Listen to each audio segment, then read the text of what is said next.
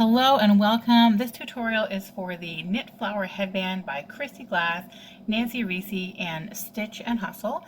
This is a very simple 9-row pattern that is knit flat and I think is very suitable for beginners. So first we're going to talk about yarn and then the other supplies that you'll need. So the original examples in the pattern were knit with a DK weight yarn using 5mm needles, and this produces a flower like this one I'll show you on the screen. You can also get a similar weight by holding sport and mohair together, or you can go down needle size to say 4 or maybe 3.5 and hold 2 balls of fingering together.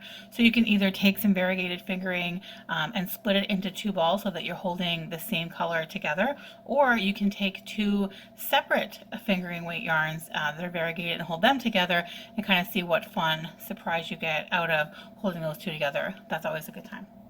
So after you've chosen your yarn and the accompanying needle size, the other things you're going to need are your scissors, of course, and a darning needle to stitch all this together. I also recommend stitch markers, especially if you are new to stitch repeats, just because it can get frustrating if you lose your place, and this will help you to not lose your place. And then, of course, you're also going to need a headband, or you can also use some of the smaller flowers on a bobby pin, and they make very cute little hairpins. You might have a headband more like this that kind of tucks behind the back of your head instead of poking you behind the ears.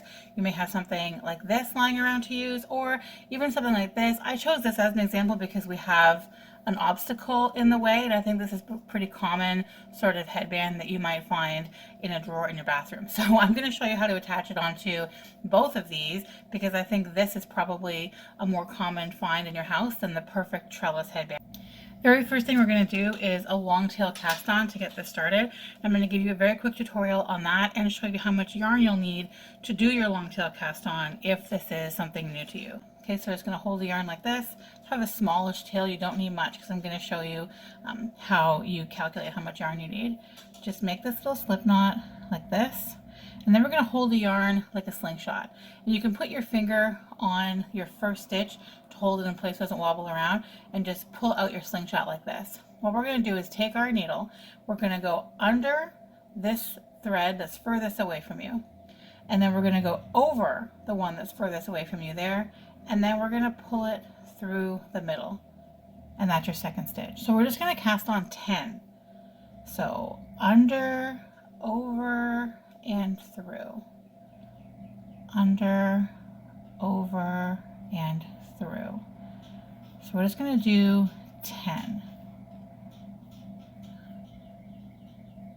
2, 4, 6, 8, 9, 10. And the reason we're doing 10, we're going to slide it off. And you're just going to hold the beginning and end of that. And then you see this is how much yarn you need for 10 stitches. That's how much yarn you need for 10 stitches. So you can just measure it against your yarn. So now it's going to give us 20, 30, 40. We're casting on 90.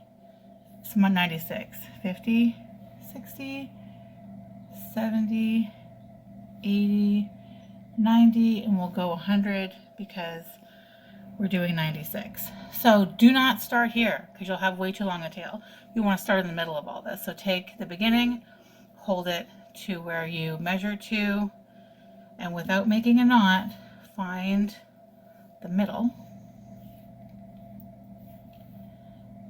And here's our middle, and then this is where we're going to make the slip knot and cast on our 96 stitches. If you don't want to do long tail cast on, then you can do whatever your preferred cast on method is. I just find this to be nice and sturdy. So I'll be back when I've cast on my 96 stitches. Okay, so here we are, 96 stitches later. Make sure you double check so that you have 96, and here's my tail.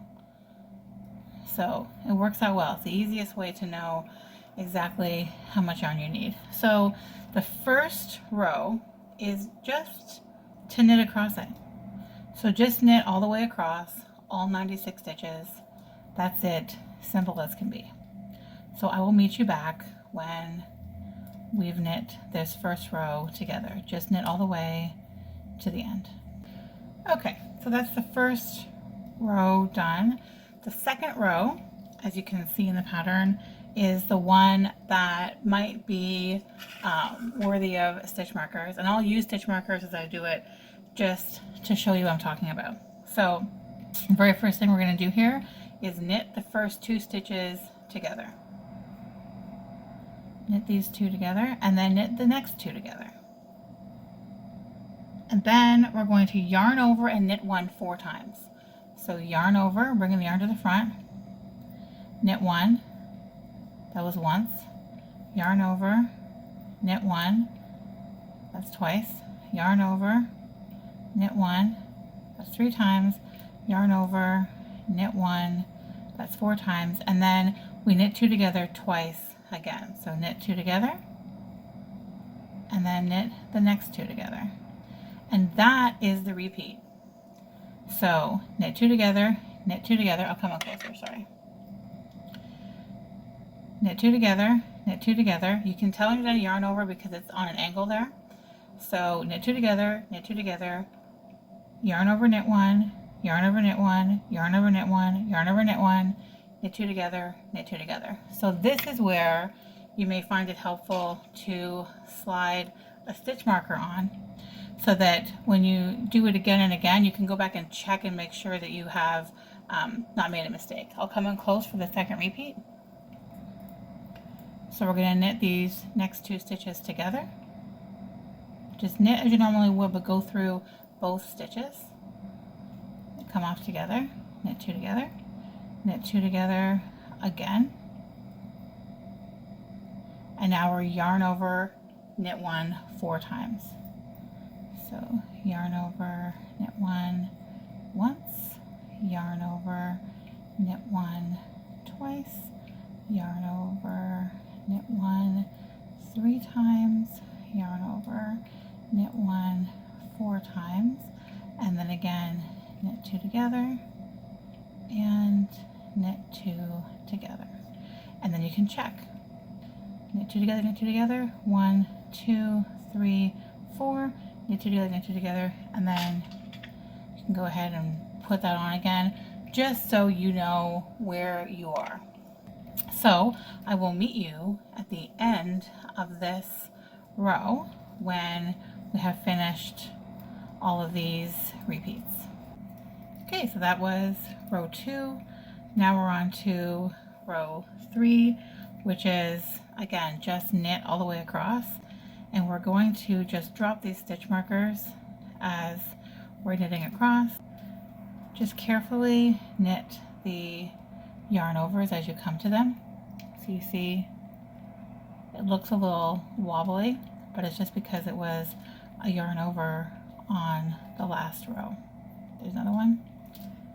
So just keep knitting across these, and as you get to your stitch markers, you can just let them fall off. Okay, so row 3 is just knitting. I'll meet you at the end.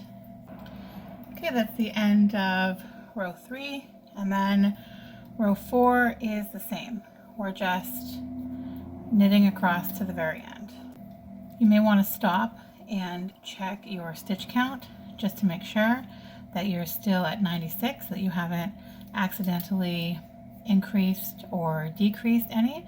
And this pattern is incredibly forgiving. So if you have accidentally increased or decreased, you can just go ahead and, knit 2 together somewhere along the way to decrease 1, or pick up one from the row below, or maybe knit in the front and back of a stitch. Just make sure that you are at 96 stitches at the end of this row.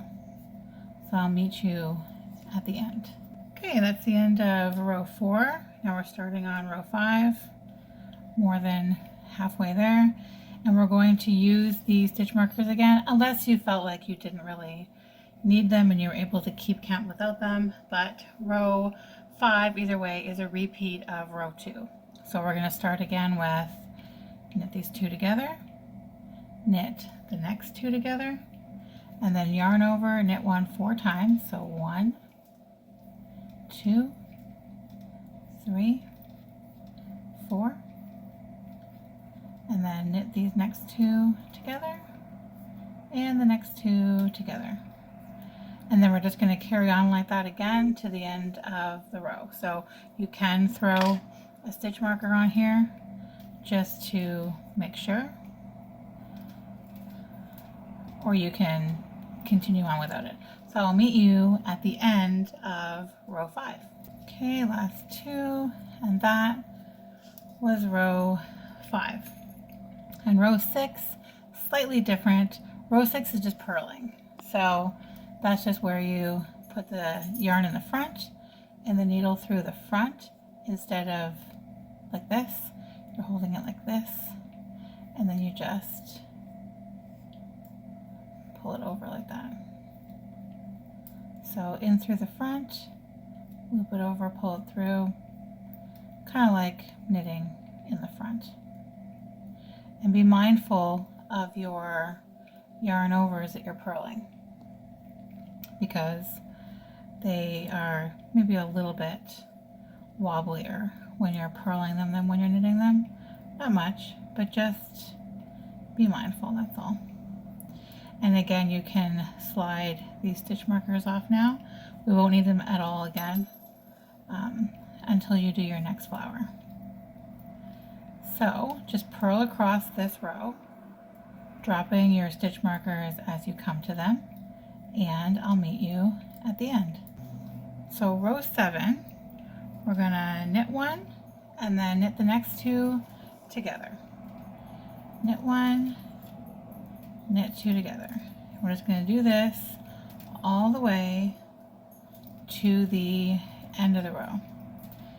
And if you make a mistake, don't worry about it. Nancy Reese has said when talking about this pattern, if you make a mistake, just keep going, because the pattern is very forgiving. The way that this all rolls together and gets all bunched up at the end, if you make a mistake here or there, it really doesn't matter. It's a great beginner project because it's not obvious if you have messed up your stitch count or forgot to knit 2 together somewhere along the way. It's going to be fine. So just carry on with the pattern of knit 1, knit 2 together all the way to the end, and I will meet you there. And now we're on to row 8, wrong side row, and here similar, but we're going to purl 1 and then we're going to purl 2 together, and we're just going to do that all the way to the end. Purl 1, purl 2 together, purl 1, purl 2 together, and again I'll meet you at the end of row 8. Also, PSA, when you get to the end of this row, you're going to have 1 stitch left. You're supposed to. So just purl that one. So it's purl 1, purl 2 together to the last stitch, and then purl that last stitch on its own. So I'll meet you there at that last stitch. The very last stitch, purl that one, and now we're on our very last row. I love how the color change has happened just on time for the tip. And this row we're just knitting 2 together all the way across. So just always knit 2 together all the way to the very end, and then we bind off. So I'll meet you at the end of row 9 after you have knit 2 together all the way across. Okay, last 2 to knit 2 together, and now we're going to bind off all these stitches. You don't need to do a stretchy bind off or anything up here. So what we're going to do is we're just going to knit this first stitch, then knit the next one, and then put your needle in here and pass this stitch over. It's coming closer. So we already have the stitch knit. I'm going to knit the next one, And then we're going to slide this stitch over this one, like that. So you just knit and pass it over. Knit and pass it over. You're going to do that until you've only got one stitch left on your needle. And I'll meet you there. Very last stitch here. And now you've got one left on your needle. So you can just kind of pull it up like this. Give yourself some length. And then go ahead and cut that. And then just feed that through here. Okay. So now this is what you should have. It doesn't look like a flower yet, but it will. So what you want to do is differentiate the right side from the wrong side. So this side with the flat knitting here, this is your outside, your right side. And this side with all the purl bumps is the wrong side, or the inside. So what we're doing is you're taking, it really doesn't matter which petal, but I would like to have this cast on petal at the top, the outside. So we're going to start on this side that doesn't have anything on it. And you're just going to sort of roll it together. And how tight or how loose you want to roll it, see how it becomes a flower there? How tight or how loose you want to roll it entirely depends on your own taste. You can do this however you want to. And then this is what you have at the end. So cute. So your cast on edge is actually the edge that you see up here, and it's your bind off edge, it's the bottom. So now it's time to fasten this together, but before you do, just fiddle with it a little to decide exactly how you want it to look.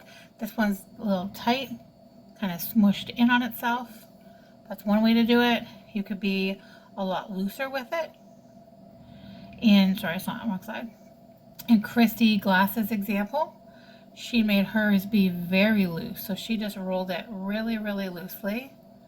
And so she had a wider, more open flower like that.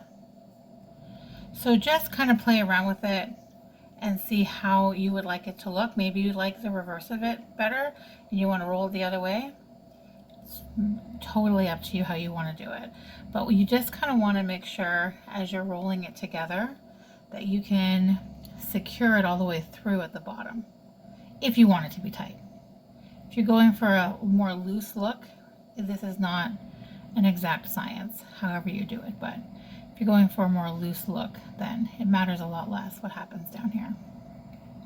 See, and that produces like a taller flower.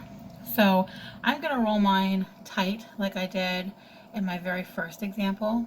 And what I want to do before I do anything else is thread my needle. So I'm just going to show you one more time. Just pulling it, give it a little tug all the way around. And then the bottom doesn't need to line up perfectly. So you can pull these petals around however you like them to be to get the look that you're going for. So in this case, this hot pink, the cast off edge, is what I need to thread.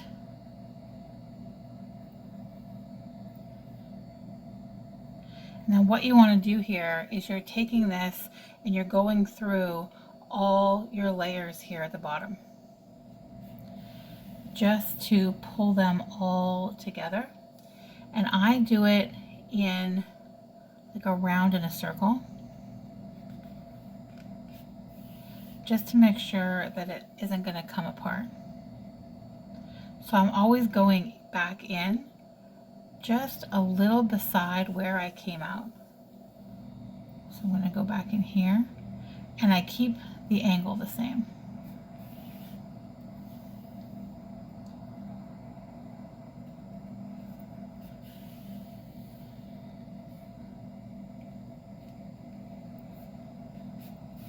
And this will secure all of these little bottom tufts together, and then you can still play around with how they look on the top. I just want to make sure that they're all secured together.